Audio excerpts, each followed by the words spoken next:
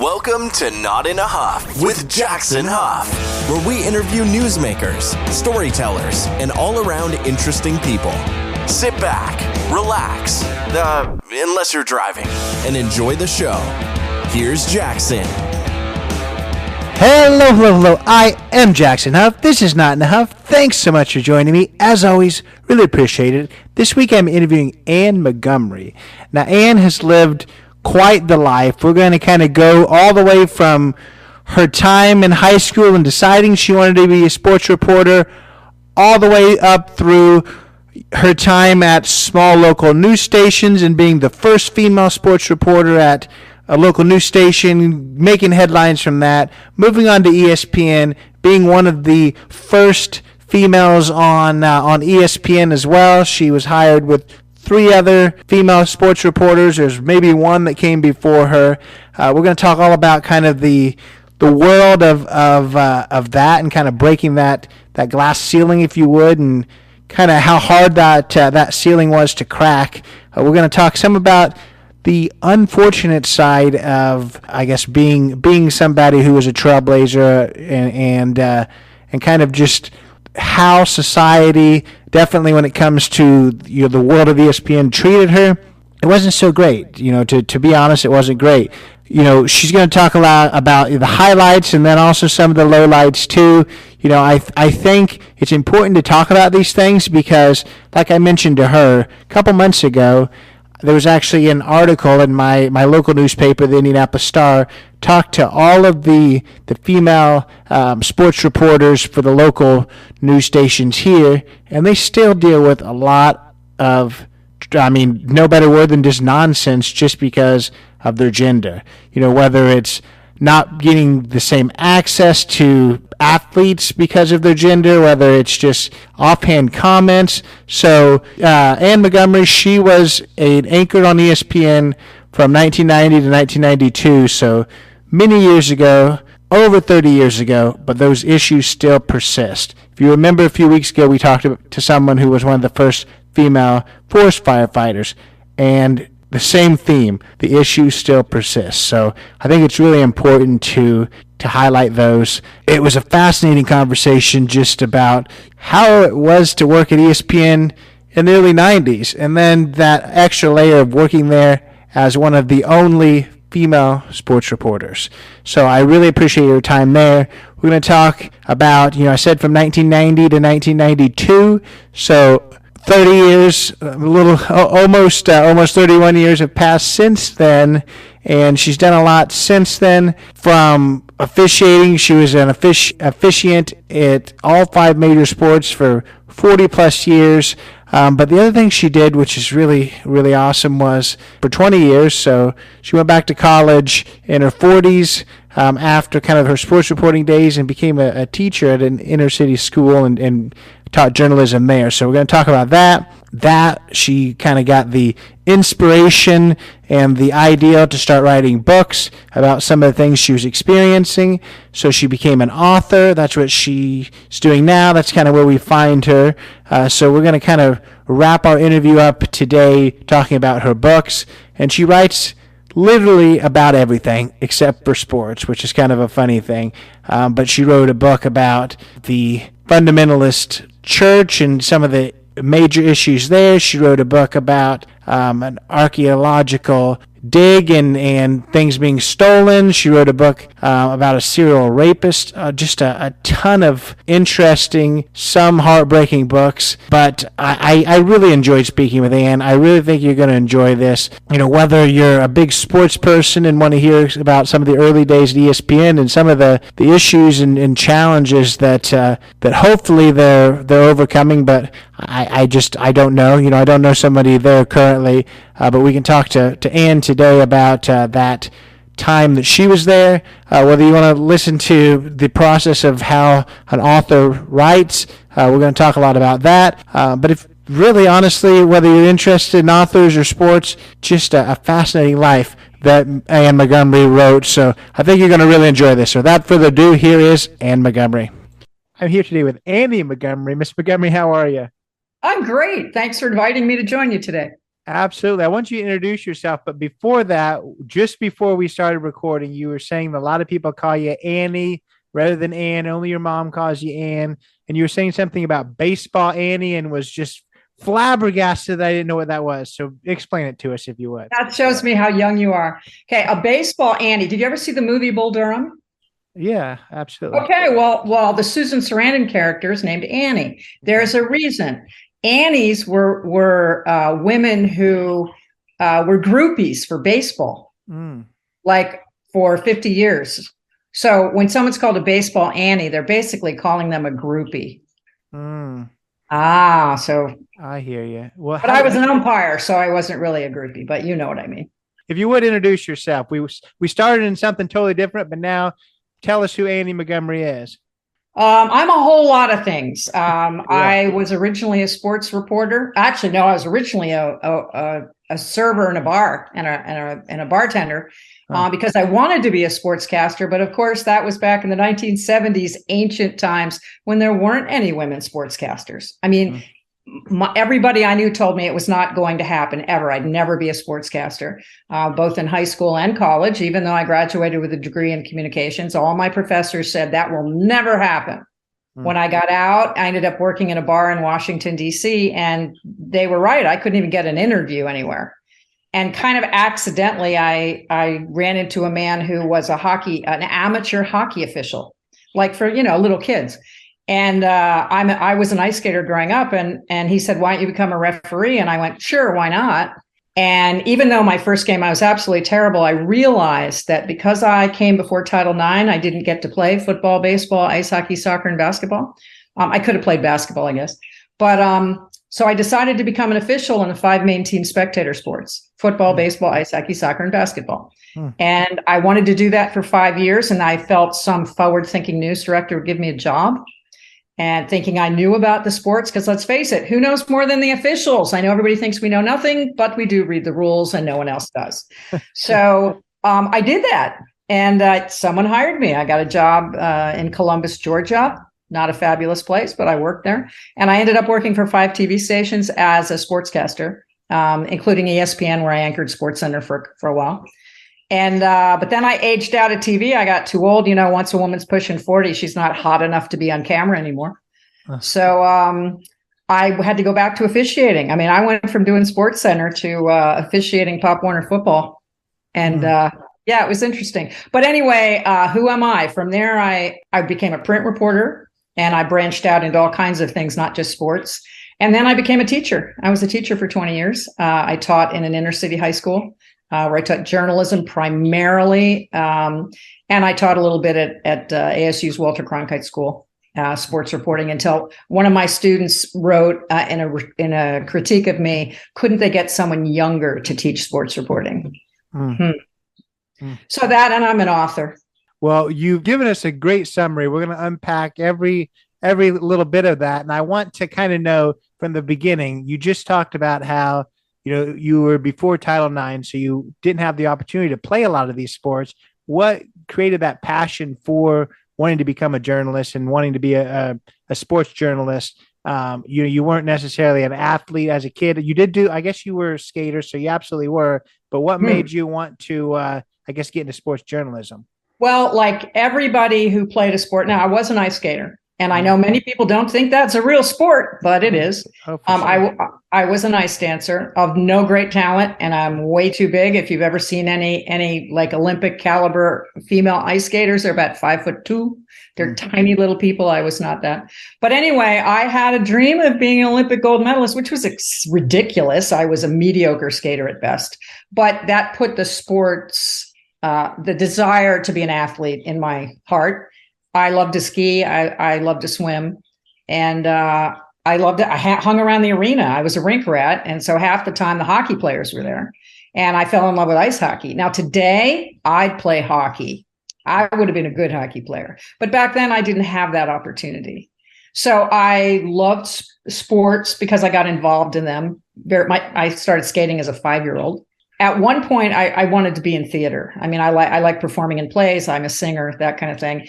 And one day my mother looked at me and she said, "You're never going to be an actress." And I went, "Oh, okay." Because, you believe what your parents tell you. And I, at school, was involved in a broadcast crew. And I just started grabbing the sports stories every morning. And the guys looked at me and they pulled them back. They said, "You can't read the sports. You're a girl." And I went, "Yes, I can." And the man who headed the broadcast crew was also the director of all the plays in our school. And he knew me because I was in all his theater productions. So he said, "She can read the sports if she wants to." And so the guys got angry and they made a special segment for me. And they played a theme song, and it was from Mission Impossible. The dan, dan, dan, dan, that song. Mm-hmm. And they'd say, "And here's Big Hand with the sports." They were making fun of me, but I really liked it. And after a while, all the coaches kept giving me their announcements, and they said, "Would you, do something on our game?" And when my mother came to me and said, "Okay, it's time to go to college. What do you want to be?" I said, "I want to be a sportscaster." And she said, "Don't be ridiculous. I'm trying to have a serious conversation with you." And I went, "No, I really do." And I never changed my mind. It's in my high school yearbook. It says, "This is your local sportscaster." I was so oblivious to the fact that there weren't women sportscasters, because there weren't, not any real ones. So, I never changed my mind. It just took me till I was 28 to get a job in the business. I mean, my parents were horrified. They were like, "We put you through college so you could be a waitress?" I'm like, "Well, I have a plan. I'm on a 5-year plan, Mom." So I officiated all 5 sports. I wasn't great at all of them. Football and baseball were my best. And those are the ones I continued. I ended up officiating for 40 years. And if you told me I would have remained an official after I got my job in TV, I wouldn't have believed you. But I kind of got hooked on blowing whistles and calling balls and strikes, strangely. Yeah, that's funny. And I wonder, I mean, so what's kind of strange to think, you're talking about your mom and saying you can't be an actress, you can't be a sports reporter. I mean, once it all happened for you, I assume that it kind of came from just a point of just being worried about you and wanting you to be successful and not trying to dampen your dreams. At least I hope not. Oh, no. My mother is 97 years old and she's mean as hell. Okay. She's still mean as hell, but I'll say this for her. My mother was a reporter in the 1950s. My mother has a college degree. I was the only kid in our neighborhood with a mother who worked. She did public relations for 40 years. She's written 4 novels. My mother's a brilliant woman. Today, she'd never marry. She'd be a Supreme Court justice or the president of the United States. She would. But she just didn't understand. If I'd said I wanted to be a newscaster, she would have been okay with that. But it was the sports angle she didn't get.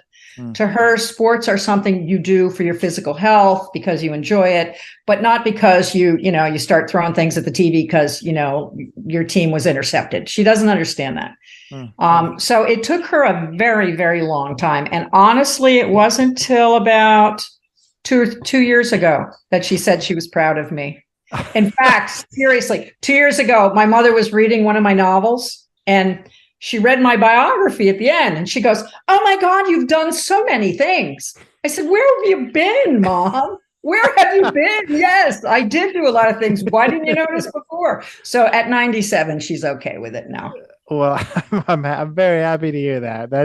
That's really funny. And I want you to kind of, you talked about it took you many years of officiating to actually get that first job. And it was in a less than ideal area. I feel like most times when people get into the news world, it does turn into that. Talk about some of those stops. I don't know whether you've got any kind of interesting stories from that. I would assume the sports reporting in a small town is very different than a major hub, but anything there?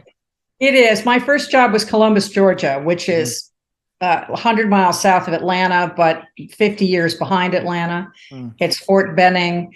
And I learned early on that a number of stations hired me because they were the lowest rated stations in their towns.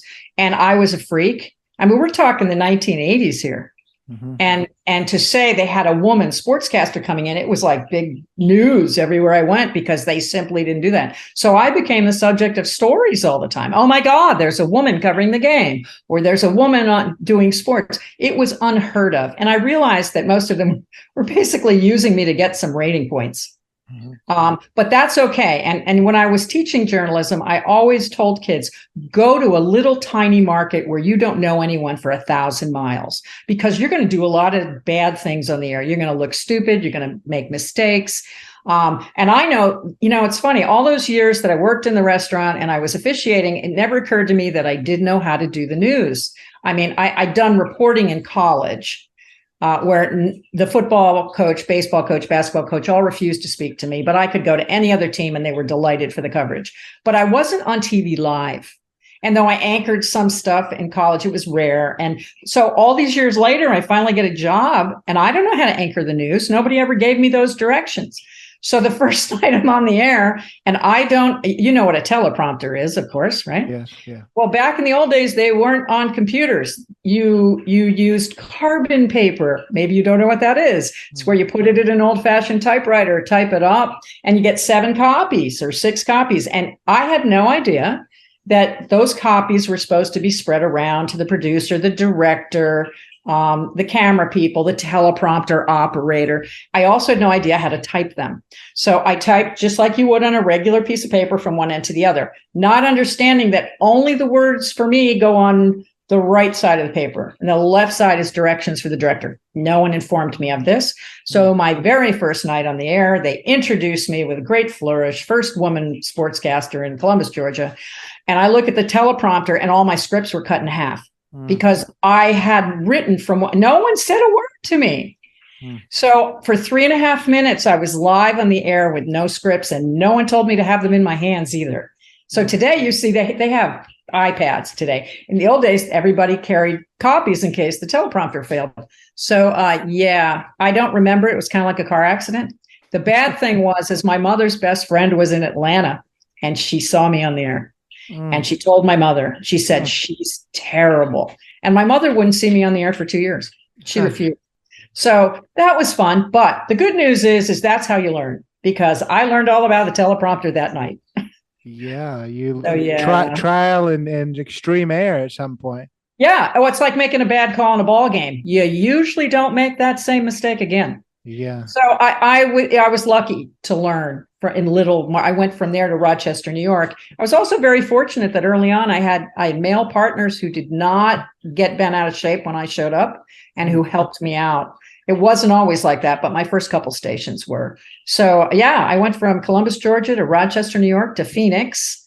And then I went to ESPN. Then I came back to Phoenix and I was the studio host for the Phoenix Suns in the fun years, Charles Barkley, those guys, when they went to the playoffs.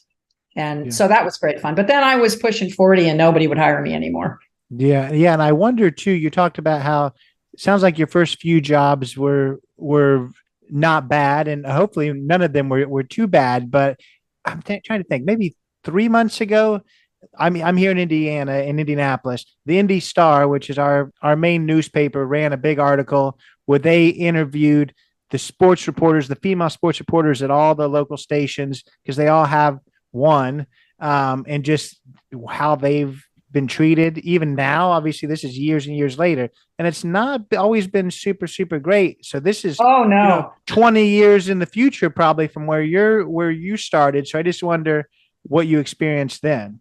Here is what I can tell you. They hired women sportscasters back when I was involved in it, I think because they felt they needed to, because it didn't look good if they didn't, or it was like affirmative action. They needed to throw us in there. But it was especially at ESPN, where they were especially crappy about things. I figured they hired me, they said, because I'm a good writer, and I am a good writer. I didn't know that till then, but I am. But they didn't believe me that I knew what I was doing. And this frustrated the hell out of me. And I'll give you a perfect example. Did you play baseball? I did as a kid. Yeah. Good. Do you know the difference between a foul ball and a foul tip? Yes. Okay. I'm going to explain because a lot of people don't know. Okay. So I'm live. I'm on the SportsCenter set, and normally, if you're lucky, you get to see the highlights before you get on the set. But that doesn't always happen. They're late games, so sometimes they throw highlights at you that you've never seen before. And that can be disconcerting because they don't write the way you speak necessarily. So this kid, 21-year-old intern, throws some highlights on the desk in front of me. We came back from commercial, and I go right to the highlights. I go, oh, let's go to Wrigley Field. The first shot, it says the fan in the front row is hit by a foul tip. Now, I know, because I'm an umpire, that that's wrong. But I don't have time to correct it because we're moving on to the next highlight. At the end of every sports center, there's something called a postmortem, where all the people involved in the show go to a big room. We all sit at a table and we discuss what went well, what went poorly, what can we fix. So I raised my hand and I said, oh, Bob is the intern. Bob, I just want to explain to you that there's a difference between a foul ball and a foul tip. And there's silence at the table. And I said, look, a foul ball is when the ball's hit, goes out of play. Umpire goes foul. If you're stealing third base, you got to go back to second. That's how it is. Dead ball. A foul tip goes from the bat to the catcher's glove. And you see the umpire do that, and signal strike. It's a strike, but it's a live ball. Mm-hmm. So if you're stealing third base, you get to stay there, right? Big difference, two different things. Mm-hmm. So I explained this and I said, you need to understand that the man was hit with a foul ball. So you do that right the next time. That kid stood up and he said, you're nothing but a picky bitch. And I said, no, I'm an umpire. And somebody out there knows I'm an umpire and they know I know the difference, or I should know the difference between a foul ball and a foul tip. And it gets even better. The next day I went into work. My boss called me into his office and he said, he called Bob in and he goes, you apologize to Bob. I said, what do you mean? He said, you didn't have any right to correct him. I said, but he was wrong. I never raised my voice. I never got angry. And their attitude was that I didn't have a right to question how he wrote his highlights. Even though it was clear, wouldn't you think ESPN would know the difference between a foul ball and a foul tip? That almost blows my mind. That's almost speechless to that. That's insane. Oh, I have another one. Give me another one. Okay. I was married to a minor league umpire for 12 years. While we're in Connecticut, he was no longer, when he married me, sadly, his people in baseball said, if you marry her, we don't like you involved with the media as an umpire. So his supervisor said, if you marry her, there might be a problem. He laughed. He didn't believe them. So 3 days after we were married, he got released by baseball. Broke his heart. But okay, he became a chef. So we're in Connecticut and there's a strike. There's an umpire strike. And I found out through my husband that there weren't going to be umpires on opening day in Toronto with Roger Clemens and Dave Steve, big game, first game of the year. And so I asked if I could have the story. And he said, yes. And then he said, and they're sending me to Toronto to work the plate. So my husband is going to work the plate on opening day. I pick up the phone. I call ESPN. I go, you guys need to get somebody in New York because they're going to announce there's an umpire strike and there will be replacement umpires on Monday in Toronto. They ignored me. CNN had it. I called in. I said, what is the problem? They said, well, Peter Gammon said something wrong last night, and we can't afford to be wrong twice in 24 hours. I said, yes, but trust me, I know my husband is going to be the umpire. And then they send Dan Patrick up to cover the game. And he goes and he meets my husband. And he goes, hey, man, I see you live in Bristol. He goes, yes. And he said, well, that's great. What are you doing there? He said, I'm married to Annie. And he goes, I'm like, why don't you trust that I know what I'm talking about? That's the kind of stuff that drove me nuts. Yeah, with good reason. That's insane. When I kind of first looked at this, I thought the story was going to be that you spent all this time at the local news stations and got battered around, and then you finally got to the big game and ESPN was way better. But it sounds like it's the complete opposite. Yeah, the attitude was if you were a woman and you were there, you were you want another one? I have another one. Absolutely. Okay. So I'm an avid reader. I read the news every day, and I found this fabulous story about a young man, a college senior, who was also played in the football team, who was a medical student, and who discovered a gene, a marker that could prevent some kinds of heart disease. This kid was going to speak to 200 doctors at a medical convention about what he discovered. And his father was an NFL player, but the kid was adopted. I went, this is the greatest story ever. So I took it to my boss. I said, I want to go interview this kid.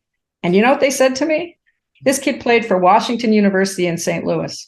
And they said, that's Division III football. Nobody cares. I said, I think you're missing the point. This is a great story. He's the top receiver on the team, but he's also a brilliant kid who was adopted by an NFL player. No, dumb story. So that week, Sports Illustrated did a piece on the kid. Suddenly, I'm put on a plane and flown to St. Louis to interview this kid. So I'm like, why didn't you trust that I had some instincts here for what was a good story? I want to try to figure out a way to make this not as crazy as it is. Did it ever get better, or was it just like eventually you left and it was all just crap the whole time? It was difficult. I mean, it was made more difficult than it needed to be. There was a man there. Honestly, this was before the internet. So I'm showing you how old I am. It was before the internet. So if we wanted information, we had to call to ask for information, or we had every team put out a team guide to look things up. But at ESPN, there was a guy named Howie, and Howie knew everything about every sport that ever happened. You could say, Howie, when was the last time the Jets won by 3 points in the snow in November? And he would know that. So whenever anybody needed anything, Howie would wander around. In fact, I think they gave him a radio show at one point, and he would wander around. So you would ask him if you needed a piece of information on short notice because you had to go near. So one night, I don't even know what I asked him, but I said, Howie, and I asked him a question, and he gave me the information. So what do? I go on the air with it. I get called into my boss's office the next day. Why did you say that on the air? Because Howie gave me the information and said that was the fact. Howie stepped in the doorway. He said, I never told you anything. How do you do your job that way? So now I have no way to get information like every other person in the newsroom because I can't trust it. Now, I'm telling you those stories, but there were plenty of nice people, too. It wasn't always like that, but it was always that lingering thread. And it didn't just happen there. I had a gentleman, I was up covering the NBA playoffs with the Suns and the Golden State Warriors. And all the media people travel together. We all stay in the hotels. We all go out and have a cocktail at night after we're done working. And my cameraman and I were leaving a dinner one night. And I said, oh, hey, when's the press conference in the morning? Because I was supposed to interview Manute Bol, who you may remember, Manute Bol, tallest man to ever play in the NBA. And one guy goes, oh, it's at 10. I said, great, we'll see you in the morning. So my cameramen are there at 9:30, ready to go. The press conference was over. And the gentleman who told me it was at 10 is sitting courtside, hands behind his head, legs stretched out, going, oh, are we a little late this morning for the press conference? Mm-hmm. And I had to do this piece on Manute Bol. And I was horrified. And I thought my cameraman was going to hit him. I really did. And I went up to the media coordinator for Golden State, and it was a woman, which was rare. And I told her the problem. And she said, well, I'm very sorry, but their day is over. Manute can go home now. He doesn't owe anybody anything. And I'm sorry. I said, but I'll ask. I waited about a half an hour, and here came Manute Bol, nicest man on the planet. He did not have to speak with me. I will be forever grateful. I know he's deceased now, but he was such a nice man. And so I got my work done on time. But it's that kind of, and I don't know why you would do that. I mean, I don't know. I did a radio show a while back with a man, and we're right on the air. And this was a man who replaced me at a local station here when I went to ESPN. And he said, Annie, I just want to tell you, I'm sorry. I'm like, why? Why are you saying you're sorry? He said, because we weren't very nice to you back then. Mm-hmm. And I said, but you were always nice to me. He said, not behind your back, I wasn't. Mm. So I don't know why it was such a big deal. Today, there are women everywhere, but I don't know that it's any better for them. I really don't. I guess I'm lucky I'm just stubborn. Because if you tell me I can't do something, I'm going to prove to you I can't. Actually, I'm grateful to all the people that said I couldn't be a sportscaster, or I couldn't be a referee, or couldn't be an umpire, because I think that's a gift in a way. You tell me I can't do something, you watch me. Yeah. And so maybe it's incentive. Maybe I wouldn't have worked so hard if it had been easy. Yeah. So when you went from the local news station to ESPN, what year was this? 90 to 92, I was at ESPN.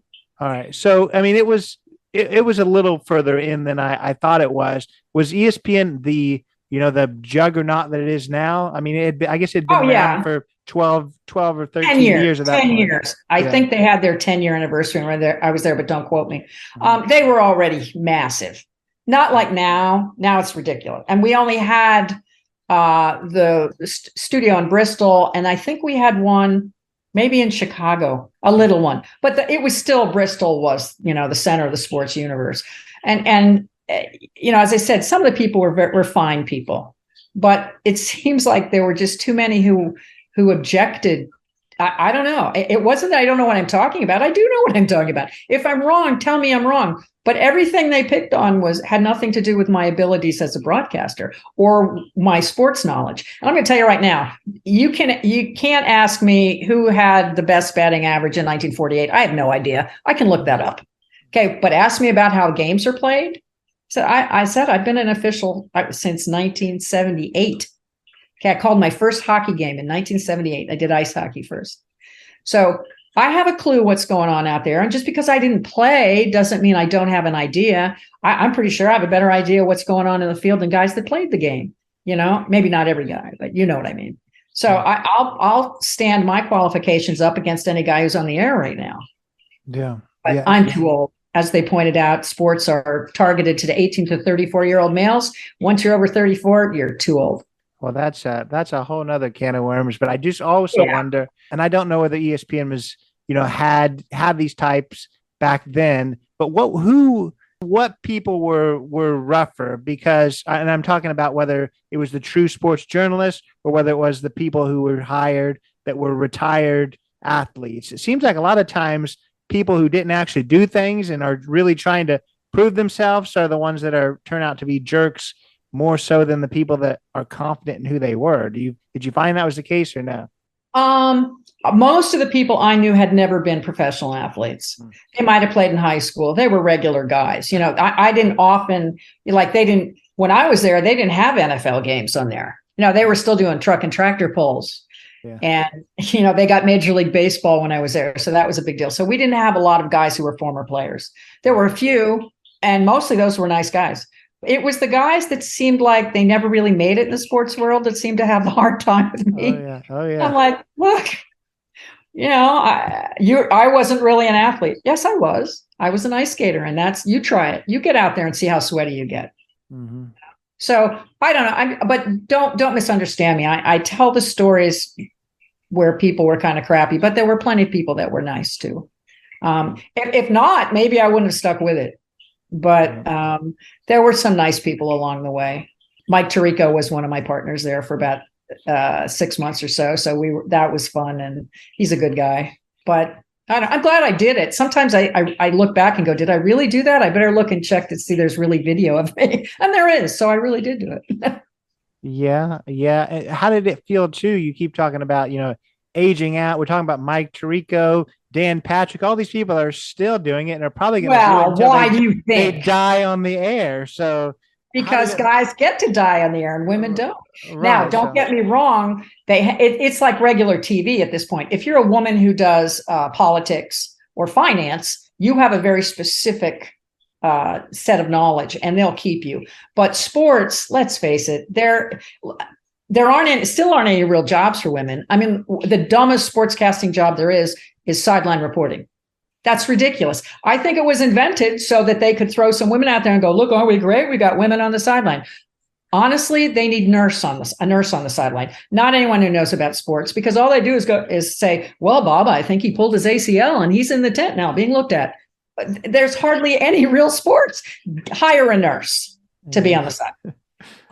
It's ridiculous. Why don't we have women in the booth? What was it? 2018, they had, I'm trying to think of the two women they had who did supposedly an NFL game. Two women were going to in the booth calling the NFL game, but to find them was almost impossible. When you turned on the broadcast, it was Troy Aikman and Joe Buck, but you could go to this other kind of hard station to find to see the two women do it. And they made a big deal out of it. Do you know that they just put their microphones and headsets in the Pro Football Hall of Fame? And no one, have you heard any other women calling NFL games since 2018? No, but this is the NFL trying to pat itself on the back. Look, weren't we great? We gave these two women a shot. That's absurd. Yeah. So there still aren't real jobs. And I don't understand that. Women can speak, women can understand games. It's not brain surgery, but they're still not invited in the booth. and they're rarely invited to talk about actual sports. It's more like someone got hurt. That's it. So yeah, I'm not sure, even though you see a lot more women out there because we have a lot more venues. Like in the old days, when you lived in Chicago, there were 3 stations. Every town had NBC, ABC, CBS, and maybe a public station. So there are only 3 or 6 sports jobs in every town. Now there are tons of sports jobs, and yet women still aren't doing, I don't know, big stuff. Just like officiating, that, other than the NBA, there are very few women officials out there, and I don't understand that either. Yeah, and I just wonder. Well, first of all, with ESPN, was there a group of women that got hired at the same time? Were you the only one, or did you have any colleagues that were I guess commiserating with you with some of this? Robin Roberts was hired the same week I was. Okay. And she's very nice. She's a lovely person. Mm-hmm. And clearly she's done very well, but she's not in sports, is she? No. And Carolyn Burnson was also there. Lovely woman. But they sat her at her desk and wouldn't let her cover anything or do anything. The whole time I was there, I never saw Carolyn on the air. She might have been on once or twice. I don't know why they did that to her. So she was forced to come in every day for 8 hours and do nothing, not a single assignment. We were the 3 women there. I don't know. And then I should have known, there was a woman there before me, I think Carrie somebody, and they had she was a beautiful blonde woman, and they had a picture of her in the newsroom and candles around it. They called it the Carrie Shrine. So what does that mean? What were they doing with that? So I don't know. I don't. I said I tried not to take it personally. It wasn't always easy. Luckily, I enjoyed what I did for the most part, and there was enjoyment at every station, and there was kind of crap at every station. So I know everybody goes to work every day, and you don't get along with everybody, do you? Right. Sometimes you have to work with people who aren't on your side, and you just push through it and survive. Yeah, but it isn't always that the institution, it's not institutionally set up against you at work most of the time, like it sounded like it was here. So that's a wholly different thing. Well, I think they hired women and they expected us to just sit there, and they counted us as, look, we hired a minority. Mm-hmm. I really, they really didn't trust that I had a clue. And I'm like, why would you hire me if you didn't think I understood what was going on? No. Yeah. So again, I would do it again, but I don't miss TV at all. Yeah. I don't, not a moment of it. I hear you. I understand that. And I wonder, you said that you left there in 92, 93. Right after that, what did you do? Because I think you started your teaching in 2000. So what's happening in those years in between? Oh my goodness. When my contract was not reviewed at ESPN, I had nowhere to go. I got divorced, and my husband was not used to me not paying all the bills, which was problematic. And he's deceased now, by the way. He died of COVID. So, and we stayed friends. But I came back to Phoenix because I had nowhere else to go. And a dear friend said, come live with me. And I had 2 dogs and 4 cats in my Geo Prism. I was driving across the country, but I got here and I couldn't get a job doing anything. But I went to my old station, and my boss, my old news director said, give me 4 months. I'm going to have a job for you. I went, great. I'm going to go back to the Channel 10 where I used to work. And then he got fired. And the new guy wanted nothing to do with me. And there I was. I'd been on national TV and I had nothing. I had no job. So I even went to sports bars. And I said, look, I can make a great drink and I can entertain your people at even if they're sober, I can talk sports with them. They wouldn't hire me because I was almost 40 and I didn't look nice enough for them, I think. I applied for every kind of job. No one would hire me. And you're going to be too young to remember this too. Do you know who Lucille Ball was? Of course I know. Lucy Show. Okay, I don't know. You look like you're 12. I appreciate that. 20, I appreciate that. A little older than that. But you know the one where she's eating the bonbons when they're coming on the conveyor belt? Yeah, absolutely. Okay, well, I was so desperate that I put myself in as a temp at, then they called, a company called, and they said, it's a Revlon company. You can come and work on the assembly, on their assembly line. And I was like, okay, because I was broke. I had nothing. And my husband was here. And all I could picture was Lucille Ball eating the bonbons while I'm working on the assembly line at Revlon. And he said, don't go. And I couldn't do it. So you know what I did? I pulled out my baseball gear. I pulled out my football gear, and I went back to officiating amateur sports.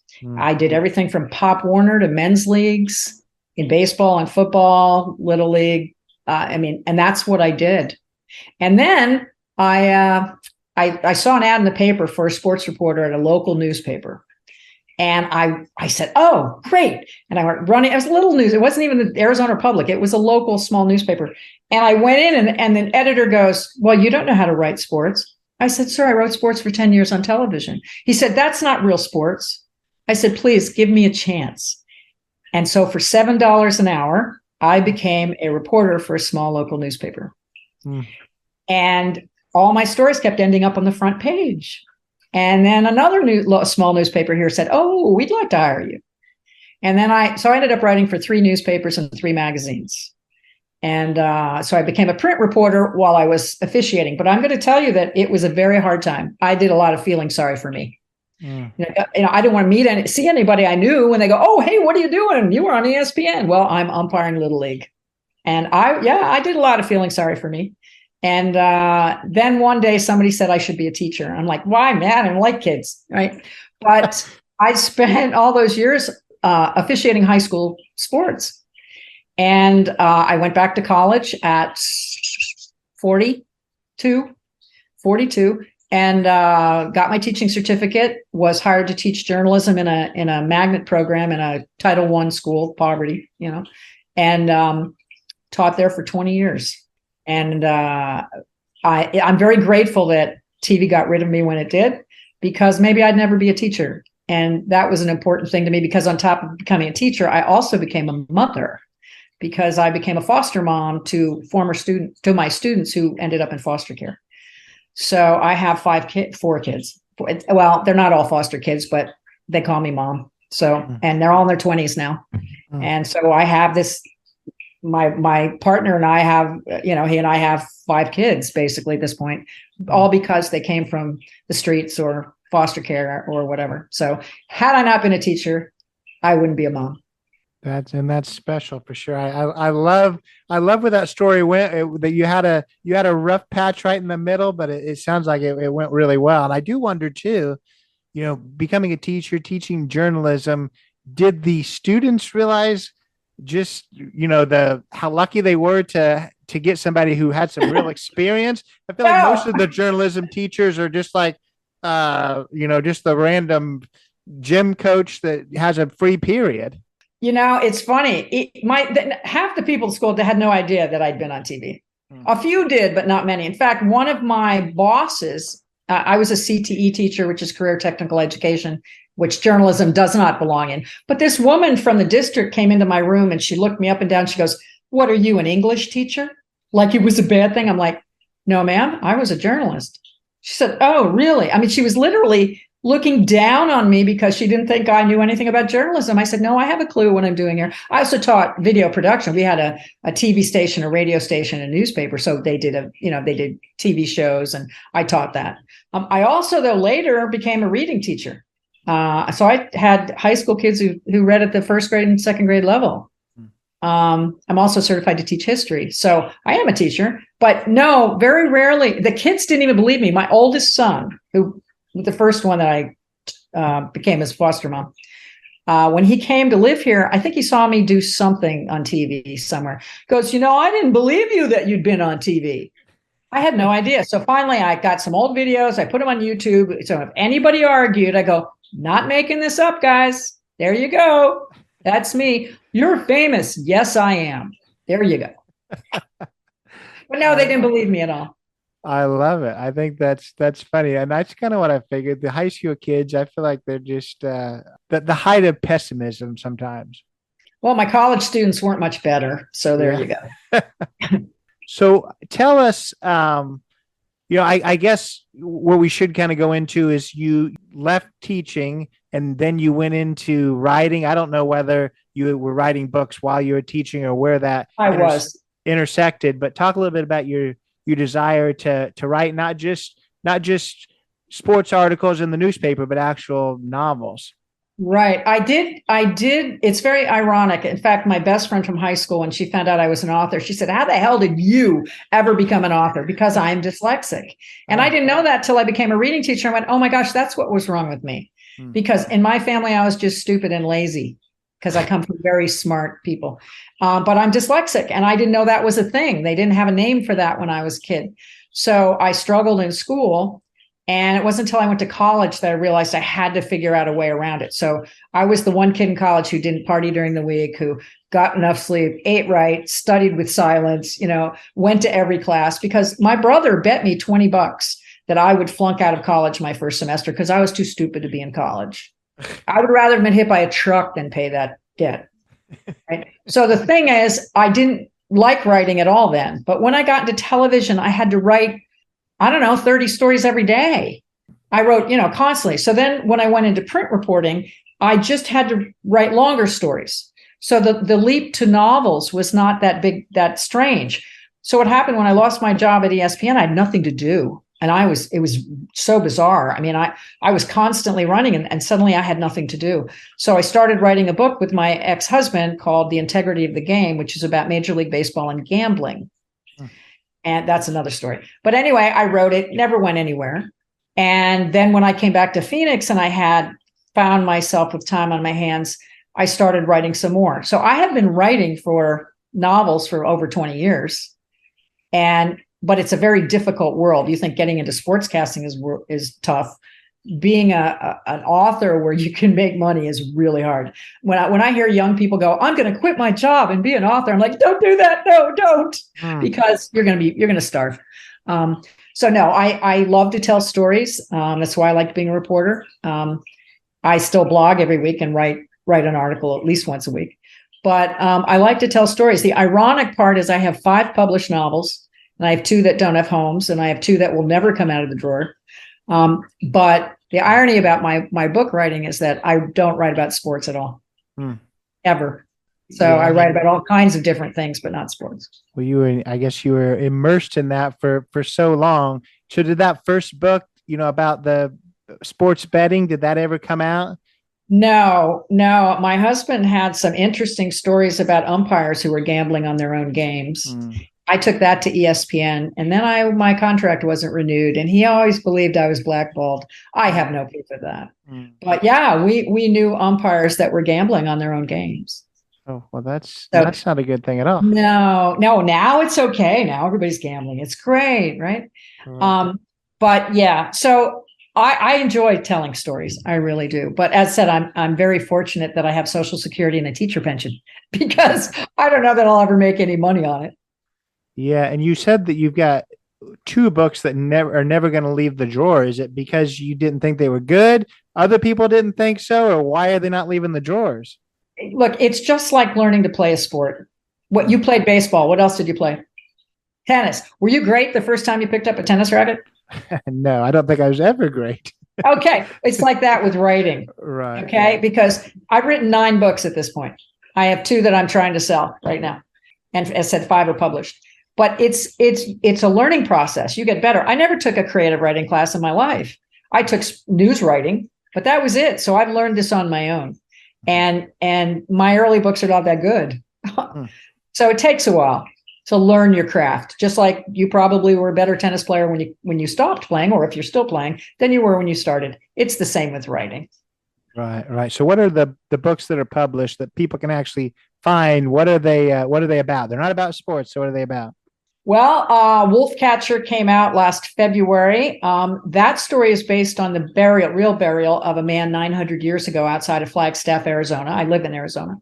And his body was exhumed in 1939. And there was this 600 fabulous funerary objects, tools and weapons and crystals and paints and all kinds of things. And they called him, the Hopi workers who helped to exhume him with the archaeologists, looked at him and they saw some swords, wooden swords that had human hands and hoofs, animal hoofs on the bottom. And they said he was a magician, and nobody knew what that meant, but they were drawing his picture as they were, they had artists there, and they described him as looking sort of Caucasian. Now do the math. 900 years ago, how could there have been someone who might have been Caucasian or partly Caucasian in Arizona? Come on, didn't Columbus discover America? Yeah, well. Yeah. So I was hired by a magazine to write about who that man might have been. And I got in all kinds of trouble because I was ignorant about Native American beliefs, and I got in trouble doing that. But I turned that into a novel called Wolfcatcher, and it goes back and forth in time from modern day times with the ignorant reporter trying to find out who the magician might have been, and back in time 900 years ago to the high country of Arizona where this man lived, and it's told from his point of view. So this one's it's about archaeological looting. So that's kind of the main theme there because there's a looter involved. But I said I've written about PTSD and sabotage of a train and domestic violence and trying to save the wild horses on the Salt River here that are being killed. And I've written about all kinds. I wrote a book called The Scent of Rain, which is about a cult here in Arizona where old men marry 80 wives and some of them are 12-year-old girls. I don't know if you've heard of that, the Fundamentalist Church of Jesus Christ of Latter-day Saints. Oh, yeah. Yeah, and their prophet is Warren Jeffs, yeah. Warren, yes. I went up there and pretended I didn't know where I was. It was one of the most frightening places I've ever been in my life. I went with a friend, pretended I didn't know. The women all wore the prairie dresses, and it was terrifying. And I interviewed a woman who escaped from there. She came to my office. She came to my house, and she talked. I asked her like 2 questions, and she talked for 3 hours. And when her interview was over, I wanted to scrub my flesh with a wire brush. It was awful because she escaped twice and was dragged back twice. And so she spent her life trying to help girls escape from there. So I wrote a book from a 16-year-old girl's point of view about what that might be like. I also have a book called, what is my book called? The Castle. It's about a serial rapist. So yeah, no sports. I mean, I've written in like every genre there is. I've written suspense, thriller. I've written contemporary fiction, women's fiction, young adult fiction. I've got historical fiction. So yeah, I just write about, and it's funny. My agent said, "Couldn't you write a nice romance?" I'm like, it's not my thing. I write about things that interest me and issues in the news. So. Yeah. And I guess playing the pessimist, playing devil's advocate, I just wonder, it sounds like you kind of write things, like you just said, that interest you and you're writing for you, because it does make it hard, let's say, to find an Anne Montgomery fan. They don't know what they're getting when they pick up your book if you're writing about so many different things. Well, and that's a problem as an author. I really, how authors make money. They write in one genre. They establish a group of people that love their books. And I haven't done that. And maybe it's good that I can afford to live without money from writing, but it's very hard. Writing a book is a big investment in your time and in your heart. And I can't write about things I'm not interested in. So, and I am a news junkie. I mean, I read the newspaper every day and have for 40 years. And I read everything. I don't just read the sports page. I still read the sports page, but not with the same, when I was a reporter, I had to know everything that was going on. Now I read about it. Yeah. Well, I hear you. That's the same way with this podcast. People tell me you should just find one niche and talk about, sports or relationships or something. Like, I want to talk to who I want to talk to. I don't need, I mean, whoever's wanting to follow along and strap in, because I don't want that either, but I get the same thing. So yeah, don't feel too bad. I can't, but, and I just wrote one called Forgotten Sons, which is a friend of mine was hospitalized. She had to have a terrible surgery that might've left her in a wheelchair for the rest of her life. And before I flew to be her healthcare power of attorney because her husband's an Army veteran who's couldn't handle it. And the night before surgery, she handed me a Ziploc bag full of 75-year-old letters from World War II. They were from her uncle, who was mysteriously hit by a train after the war ended, and he was in France. And do you know who the Graves guys are? The Graves units. No. And this is probably the worst job in the military, the Graves units. And these are the guys who collect, identify, and bury the dead. Because do you ever think, people talk about hitting the beach at Normandy, right? All those guys carrying guns. There were guys carrying shovels because someone had to pick up the bodies and they had to pick them up before the next group of guys came in. When you go to other countries and you see, I think we have American cemeteries in 18 different countries, and American soldiers built those. And that's all war dead that never came home. And her uncle was assigned to one of those graves units, which is horrendous because they might find a foot and they have to figure out who that soldier might be.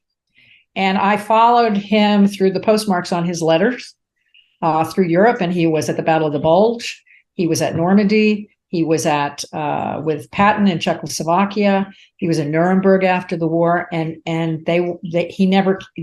he died mysteriously. They told him he was killed in an accident. I'm pretty sure it was suicide by his letters. So anyway, I wrote a book about that because I promised her I would, and then she walked out of the hospital, and I still had to write the book.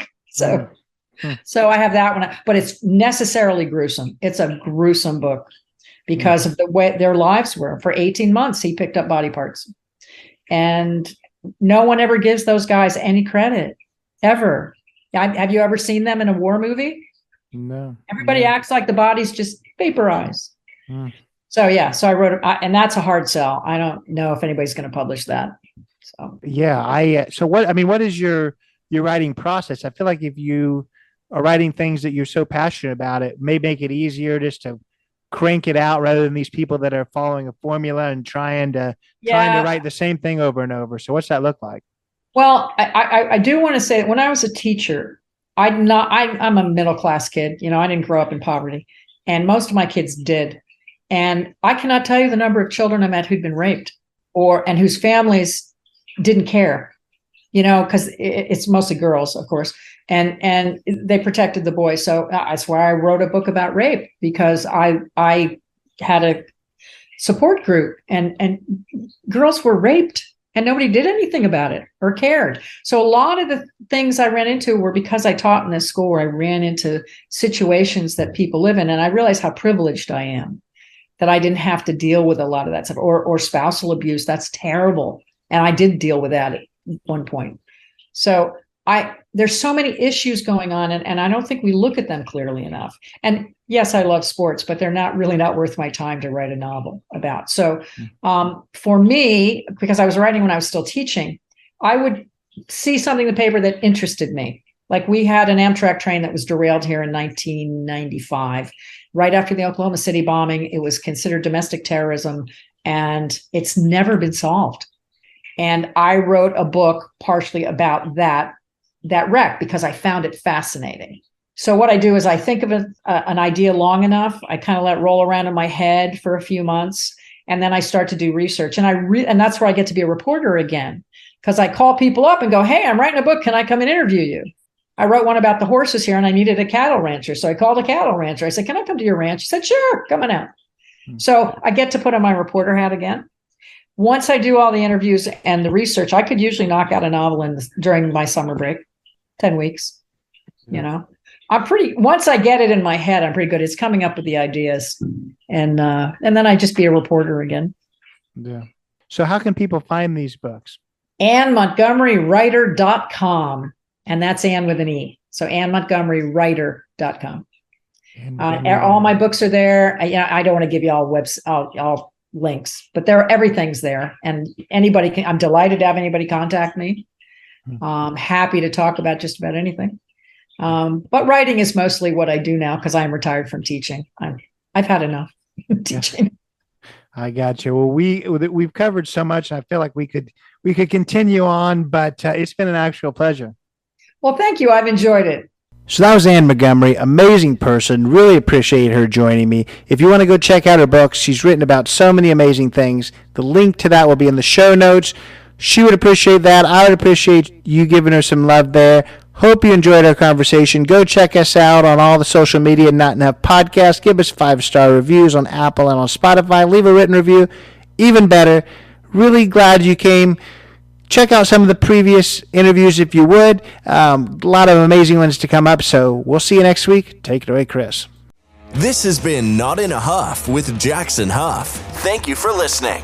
Be sure to join us next time where we will interview another amazing guest who is sure to make you laugh or make you think. Or, hey, maybe even both. But until then, keep being awesome.